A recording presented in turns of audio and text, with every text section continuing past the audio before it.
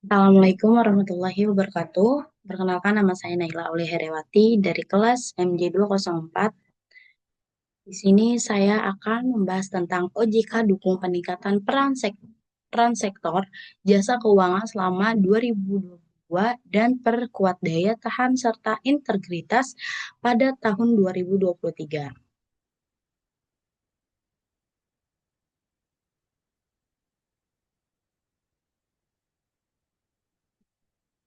Di sini materi pembahasan yang akan saya bahas itu yang pertama ada kondisi pasar modal Indonesia berdasarkan infografis. Yang kedua ada kondisi perbankan di Indonesia berdasarkan infografis. Yang ketiga ada kondisi industri non keuangan di Indonesia berdasarkan infografis. Yang keempat ada kebijakan OJK di sektor jasa keuangan tahun 2022. Yang kelima ada program edukasi dan perlindungan konsumen pada tahun 2022. Yang terakhir saya akan membahas tentang kebijakan OJK di sektor jasa keuangan tahun 2022. Yang pertama, kondisi modal di Indonesia berdasarkan infografis.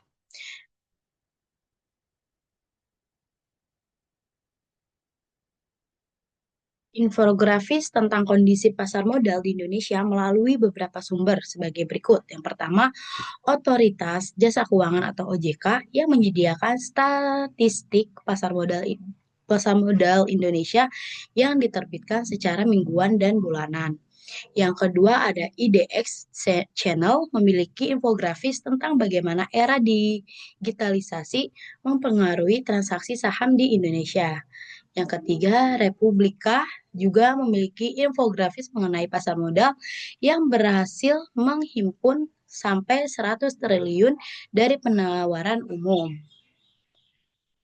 Di tahun 2022, jumlah investor modal telah mencapai 10,31 juta investor yang memiliki milestone baru bagi industri pasar modal.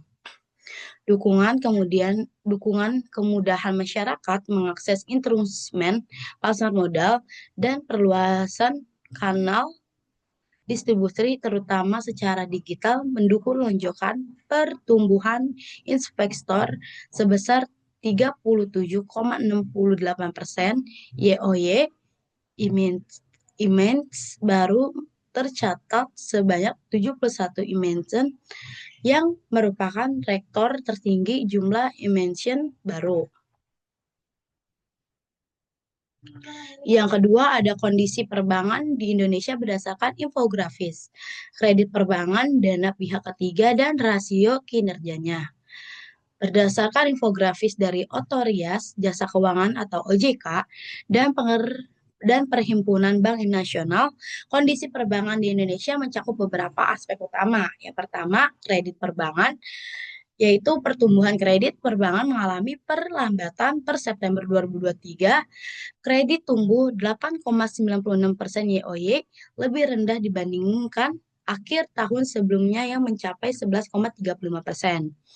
Yang kedua ada dana pihak ketiga atau DPK. DPK juga mengalami kontraksi sebesar 0,08% berbanding terbalik dengan pertumbuhan 9,1% pada Desember 2022. Yang ketiga ada rasio kinerja. Capital Adequacy Ratio atau CR berada di 27,41% per September 2023, sedikit menurun dari 27,61% pada Agustus. Rasio alat likuid terhadap DPK atau AL atau DPK terturun dari 31,20% pada akhir 2022 menjadi 25,83% pada September 2023. Rasio alat likuid terhadap non-core deposit atau AL atau NICD yang turun dari 137,67% menjadi 115,37%. Secara keseluruhan, kondisi perbankan Indonesia masih menghadapi tantangan akibat kenaikan suku bunga.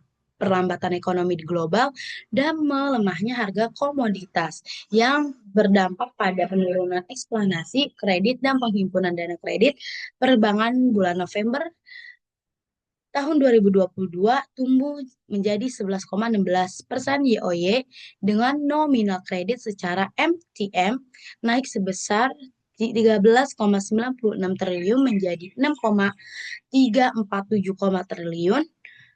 Dana pihak ketiga atau DPK tumbuh menjadi 8,78% YoY menjadi 7,97 triliun, utamanya didorong peningkatannya tabungan deposito. Kondisi industri non keuangan di Indonesia berdasarkan infografis. Berdasarkan infografis dari Badan Pusat Statistik BPJS dan Otoritas Jasa Keuangan atau OJK, kondisi industri non keuangan di Indonesia mencakup beberapa aspek utama.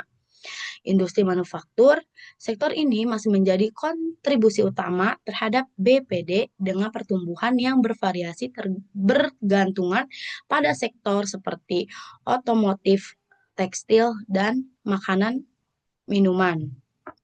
Perdagangan dan retail, pertumbuhan sektor perdagangan mengalami fluktuasi akibat perubahan pola konsumsi dan digitalisasi dengan e-commerce terus meningkat. Pariwisata dan transportasi. Pemulihan sektor pariwisata terus berlanjut setelah pandemi, didukung oleh peningkatan jumlah wisatawan domestik dan internasional.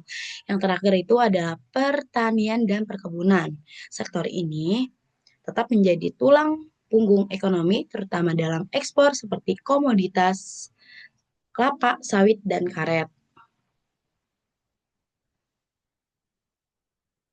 Selanjutnya ada kebijakan OJK di sektor jasa keuangan tahun 2022.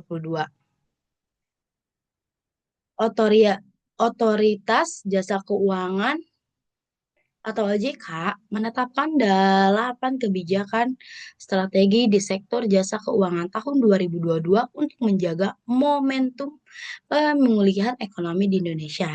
Yang pertama ada mengantisipasi resiko ekonomi akibat normalisasi kebijakan dan dampak COVID-19.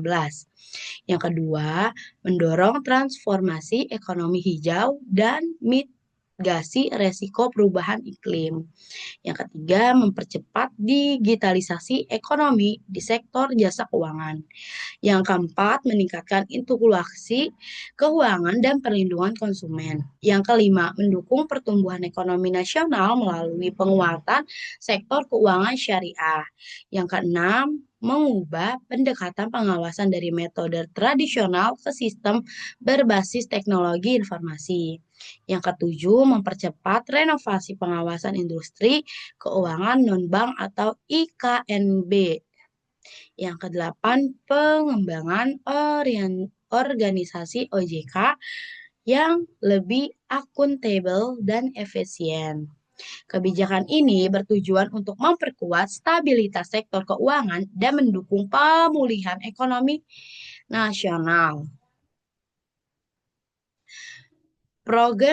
Program Edukasi dan Perlindungan Konsumen 2022, Program Edukasi dan Perubahan Konsumen OJK tahun 2022 berfokus pada peningkatan literasi keuangan serta pengawasan terhadap pelaku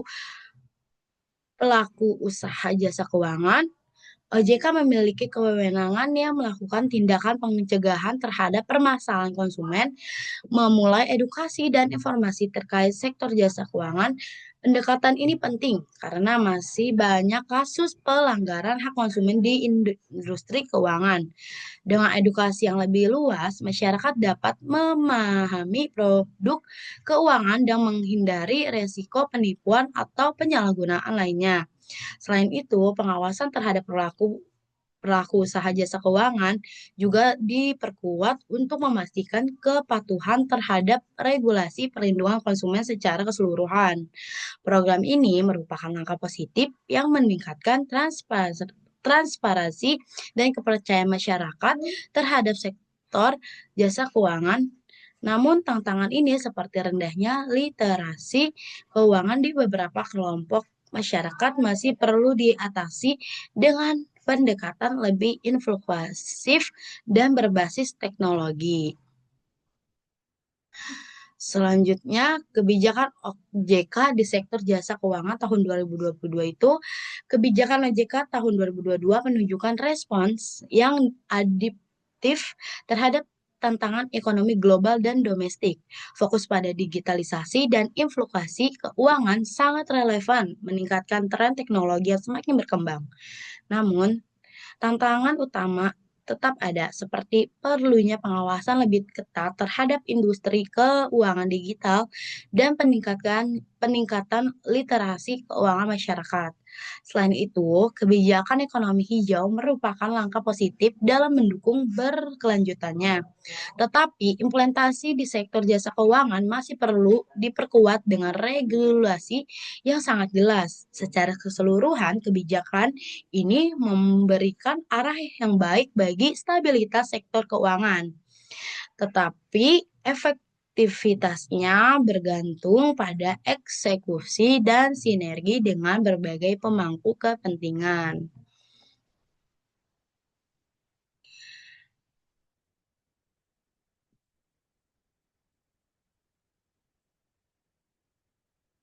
Sekian presentasi dari saya, kurang lebihnya mohon maaf. Terima kasih. Wassalamualaikum warahmatullahi wabarakatuh.